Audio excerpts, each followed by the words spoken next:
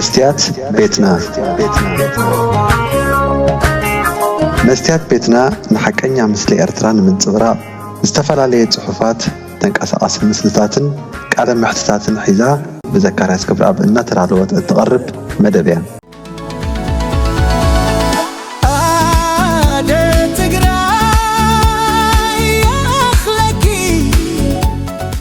سلام كما يتوعلو كبرات تخاتلتنا اب منغو منغست فدرالن حوحتن اب زسومن حدش ناب كينات قصو زمرح معباله تختيلو اب ماكلاي زوبا تግራይ كتما انتچو كلتا مكاين بدرون توقعن كم زلوا يحبرالو እቲ መጥቃዕቲ ብለይቲ ከባቢ ሰዓት 4:05 ተፈጸመ ኸኣ ነበርቲ ከባቢ ይገልጹ ሰብ አልቦ ነፈርቲ ወይ ድሮን ኣብ ልዕልተን መካይን መጥቃዕቲ ምስ ፈነዋ እቲ ተፈንጃሪ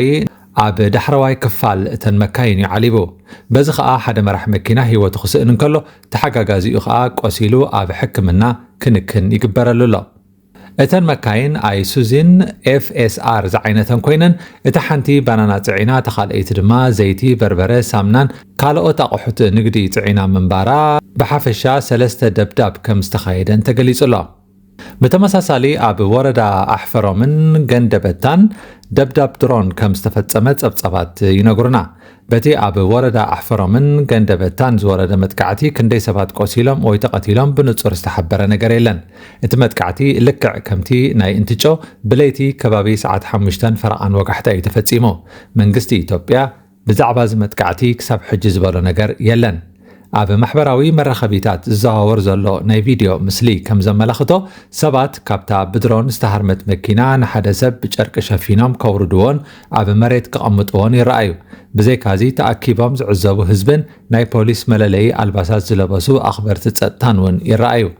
እቲ ቪድዮ ሓቅነቱ ብነፃ ወገን ኣይተረጋገፀን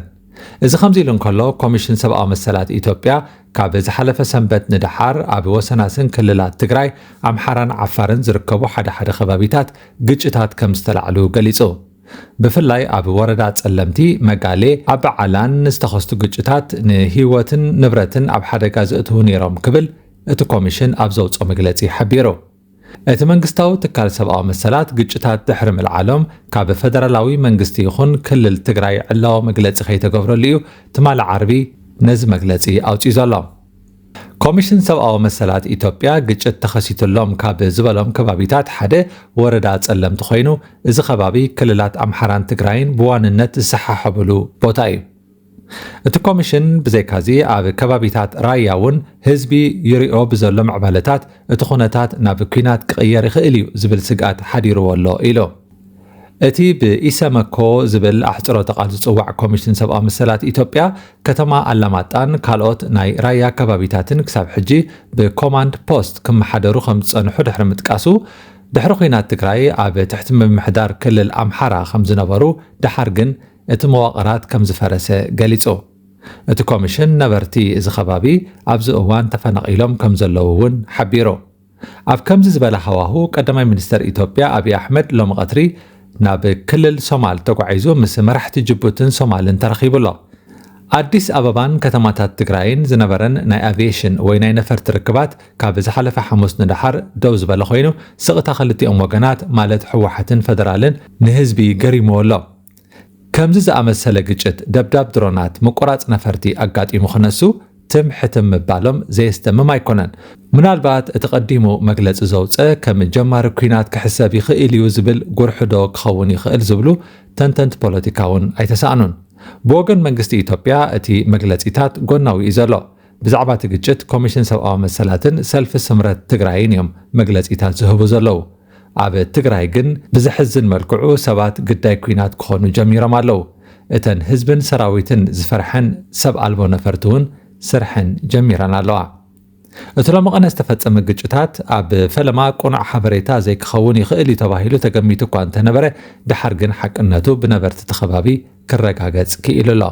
ንኣብነት ዝሓለፈ ረቡዕ ዳርጋ ሙሉእ መዓልቲ ኣብ 3 ኣንፈታት ተኽሲ ነይሩ ኣብ ዲማ ቀልበዲን ከባቢ ምጫራ ተከዘ ቀልቀል ግጭታት ነይሮም ብሓሙስ ውን ብግዜ ዝጀመረ ክሳብ ዓረቢ ካብ ደገብራይ ጀሚሩ ክሳብ ጥቓ ጣብያ ፍየል ውሃ ውግእ ተኻይዱ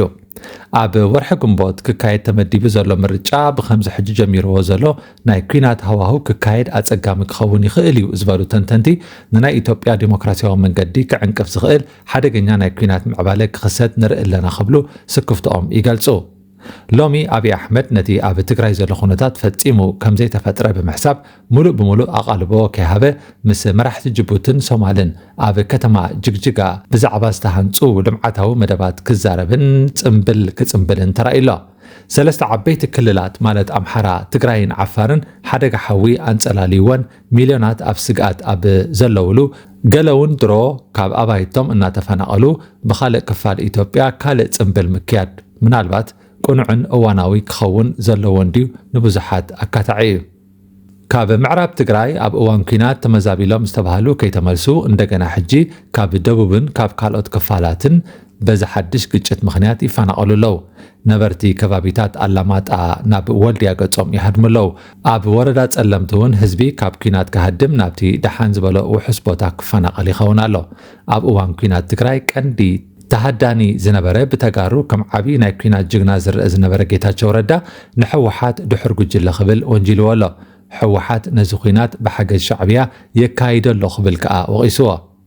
እቲ ናይ መስመር ምቅይያራት ኣብዚ 2 ዓመታት ንብዙሓት ካብ ኣእምሮኦም ንላዕሊ ኮይንዎም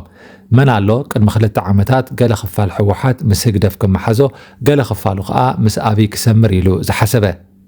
ግን ኮይኑ ሎሚ መራሕቲ ትግራይ ናብ ክልተ ዓበይቲ ሓይልታት ተለጢፎም ኣለዉ፣ ብልጽግናን ህግደፍን። እቲ ዝሕዝን ከዓ ክልቲኦም ክጥቀሙሎም እምበር ንህዝቢ ትግራይ ዝጠቕሙ ይኮኑን። ትግራይ ናይ ዓውደ ኩናት ምድሪ ክትከውን ይፈርድዋ ኣለዉ። ብልጽግናን ህግደፍን ንመሬትን ህዝብን ትግራይ ከም ናይ መፋለሚ ባይታ ይጥቀሙሉ ኣለዉ።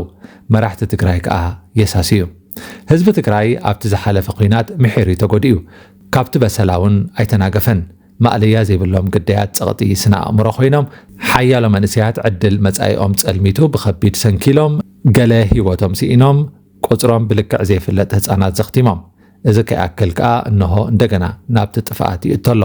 ውዕል ፕሪቶርያ ሙሉእ ብምሉእ ኣብ ተግባር ከይወዓለ ንሱ ፈሪሱ ኩናት ንኽቕጽል ይግበር ስለ ዘሎ እቲ ሓደጋ ጥፍኣት ደሚቑ ወፂሎ። ክቡራት ተኸታተልቲ መስትያት ቤትና ንሕጂ ዘዳለናዮ ትሕዝቶ መስትያት ቤትና ኣብዚ ክንዛዝም ኢና። ኣብ ቀረባ ግን ብኻልእ ኣርእስቲ ክንራኸብ ኢና። ደሓን ጽንሑ። መስትያት ቤትና መስትያት ቤትና ንሓቀኛ ምስሊ ኤርትራ ንምንጽብራቕ ዝተፈላለየ ጽሑፋት ተንቀሳቓሲ ምስልታትን ቃለ ምሕትታትን ሒዛ ብዘካርያስ ክብረኣብ እናተዳለወት እትቐርብ መደብ እያ። كفوت لساني من يزعصوني عيسجدن علي عبطاقوت ملاخي قطاوخ قنا مسلي فتحي